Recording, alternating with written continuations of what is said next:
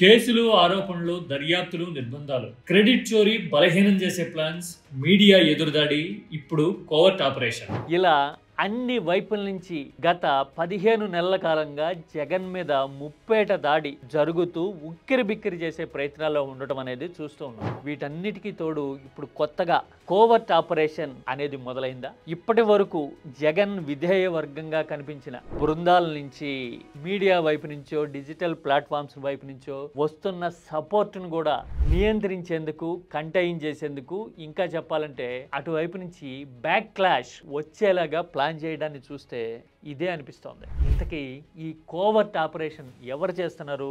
ఇలాంటి ఆపరేషన్స్ ని, ఎత్తుగడల్ని ఎదుర్కొనేందుకు జగన్ దగ్గర ఏం ఆయుధం ఉంది?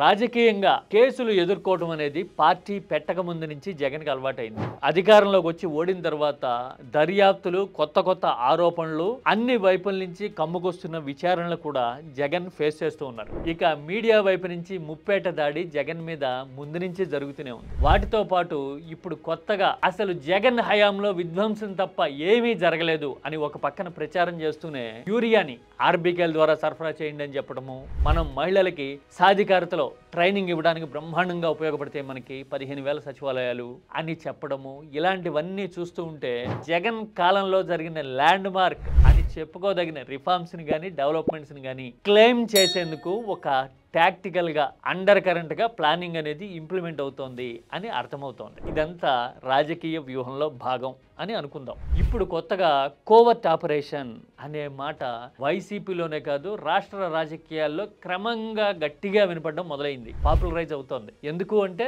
అసలు జగన్ పార్టీలో గ్రూపులు ఉన్నాయని, జగన్ పార్టీ చిన్నాభిన్నం అయిపోతోందని, జగన్ పార్టీ నిరాశ నిస్పృహలో కొట్టుమిట్టాడుతోంది అంటూ ఇన్నాళ్ళు వైసీపీకి, జగన్ కి ఏకపక్షంగా సపోర్ట్ చేసిన ప్లాట్ఫామ్స్, డిజిటల్ మీడియా సంస్థలు ఇప్పుడు మాట్లాడడం అనేది very very very impactful and tactical development గా కనబడుతోంది. ఇలా ఎందుకు జరుగుతోంది అంటే వ్యూహాత్మకంగా జగన్ రాజకీయ ప్రత్యర్థులు బలాన్ని దెబ్బతీసేందుకు జగన్ బృందాలని తమ వైపు తిప్పుకోవడం మొదలు పెట్టారా?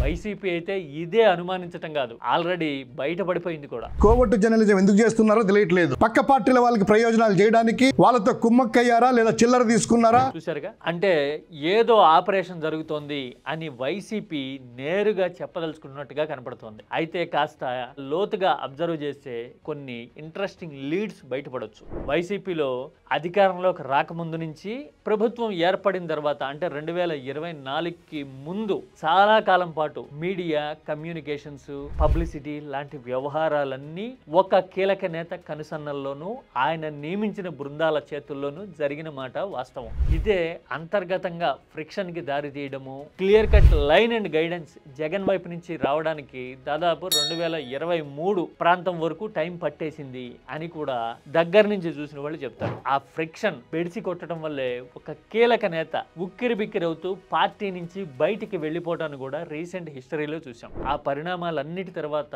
ఇప్పుడు కొత్తగా ఈ కోవర్ట్ ఆపరేషన్ మొదలైందా అనే చర్చ వైసీపీలోనే కాదు, రాజకీయ వర్గాల్లో కూడా ఆసక్తి రేకెత్తిస్తోంది. ఇప్పటికే అన్ని రకాల దాడుల్ని చూసిన తర్వాత ఇప్పుడు కొత్తగా 8వ రకం దాడి కూడా జరిగితే ఆ ఇంపాక్ట్ ఎలా ఉంటుంది అనేది అసలు పాయింట్. ఇప్పుడు ఇదే భవిష్యత్ రాజకీయం ఏ దిక్కులో ఉంటుంది అని చూపించే పరిణామం అని అనుకోవచ్చేమో. మరి జగన్ ఏం చేస్తారు? సాధారణంగా ఏ సవాళ్ళు ఎదురైనా, ఓడిపోవడం దగ్గర నుంచి, విపక్ష హోదా అనే ఛాలెంజ్ దగ్గర నుంచి, ఇంతకాలం నమ్మిన వాళ్ళు వెళ్ళిపోవడం అనే సవాళ్ళ దగ్గర నుంచి ఏ వచ్చినా గానీ జగన్ జనంలోకి వెళ్తా, తేల్చుకుంటా అని అంటూ ఉంటారు. బహుశా ఇలాంటి కోవర్ట్ ఆపరేషన్స్ మీద కూడా అలాంటి వ్యూహమే ఉంటుందా?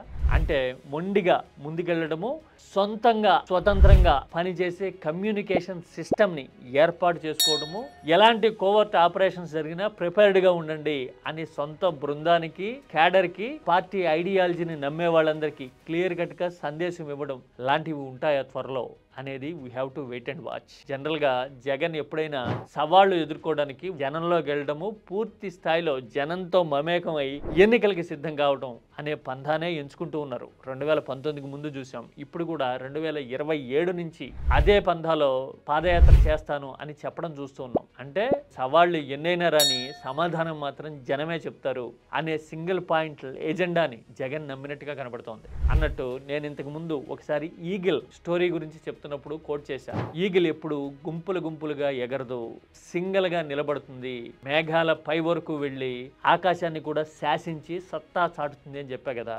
ఆ ఈగిల్ సవాళ్ళు ఎదురైనప్పుడు ఏం చేస్తుందో తెలుసా? కాకుల్లాంటి పక్షులు ఈగిల్ వీపు మీద ఎక్కి ముక్కుతో పొడుస్తూ ఉంటాయి. అలా పొడిచినప్పుడు ఈగిల్ తిరిగి ఆ పక్షులతో పోరాటం సాగించదు. సింపుల్గా మరింత హై ఆల్టిట్యూడ్ ఎత్తుకు ఎగిరేసరికి అక్కడి నుంచి కింద పడ్డమో లేదంటే కనుక నీతో మేము పెట్టుకోలేము అని వెళ్ళిపోవడమో జరుగుతుంది. ఈగిల్కి మాత్రం ఆక్సిజన్ అందని హై ఆల్టిట్యూడ్లో కూడా ఎగరగలిగే లంగ్ కెపాసిటీ, రెక్కల బలం, అన్నిటికీ మించి మానసిక సామర్థ్యం ఉంటాయట. అందుకోసమే ఈగిల్ అనేది ఆకాశాన్ని శాసించే one and only and most powerful bird.